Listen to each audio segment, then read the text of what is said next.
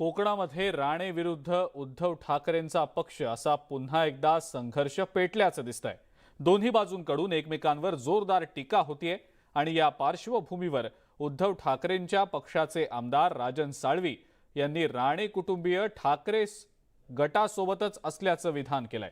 ये अंदर की बात है, राणे कुटुंब हमारे साथ है, असं यावेळेला राजन साळवी म्हणाले। नितेश राणे हा आमचा विरोधक आहेच आणि राणे कुटुंबियांनी समजून जायला पाहिजे की आज नारायण राणे असतील, निलेश राणे असतील, नितेश राणे हे कुटुंब वंदनीय शिवसेनाप्रमुख बाळासाहेब ठाकरेंचा त्यांना आशीर्वाद लाभला आणि म्हणून त्यांच्या वलयामुळे हे मोठे झालेले आहेत आणि म्हणून त्यांनी माझ्यावरती आरोप करणं म्हणजे फार चुकीचं आहे। मी शिवसेना प्रमुखांशी, शिवसेना पक्षाशी किती प्रामाणिक आहे सांगण्याची काय त्यांना आवश्यकता नाही आहे आणि मी असं म्हणेन कि अंदर की बात है, हे राणे कुटुंब हमारे ही साथ। भास्कर जाधव हे शिवसेनेचे आक्रमक नेते आहेत।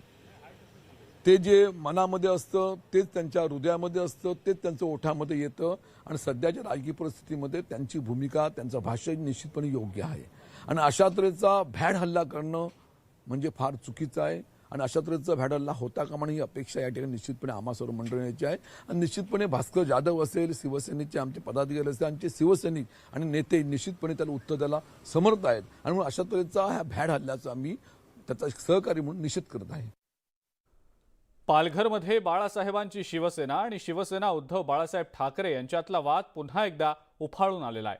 बोईसरमधल्या नवापूर नाका इथं असलेल्या शाखा कार्यालयावर दोन्ही पक्षांकडून दावा केला गेला असून यामुळे काल मध्यरात्रीच्या सुमारास बोईसरमध्ये तणावाचं वातावरण होतं। शिवसेना उद्धव बाळासाहेब ठाकरेंच्या काही कार्यकर्त्यांनी या शाखेत प्रवेश करत काही दिव्यांग व्यक्तींना मारहाण करून 25,000 रुपयांची रोख रक्कम चोरल्याचा आरोप बाळासाहेबांची शिवसेना या पक्षाकडून करण्यात आलाय।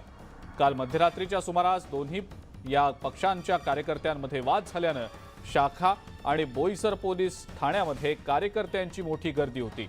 या संदर्भात आता बोईसर पोलीस ठाण्यात गुन्हा दाखल झाला असून बोईसर पोलीस या सगळ्या प्रकरणाचा अधिक तपास करतायत।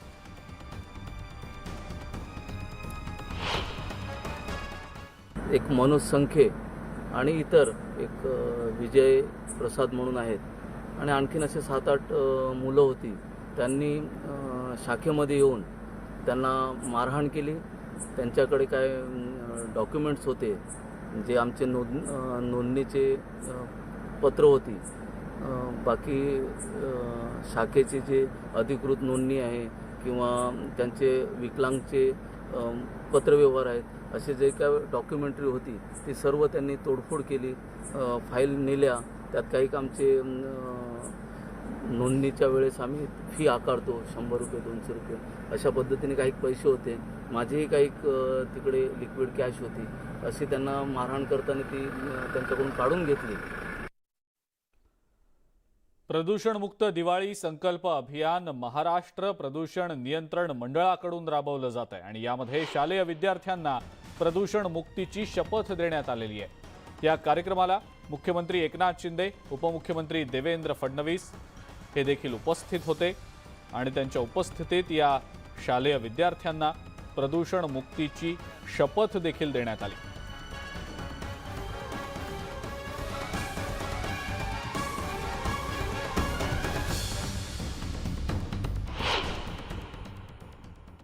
सिंगल यूज प्लॅस्टिकवर आपण बंदी घातलेली आहे सरकारने आणि नक्कीच यामध्ये फरक जाणवेल। अतिशय काटेकोरपणे कडक त्याच्यावर अंमलबजावणी देखील सरकारच्या वतीने केली जाईल, ही ग्वाही या ठिकाणी आम्ही सरकारच्या वतीने नक्की देऊ इच्छितो।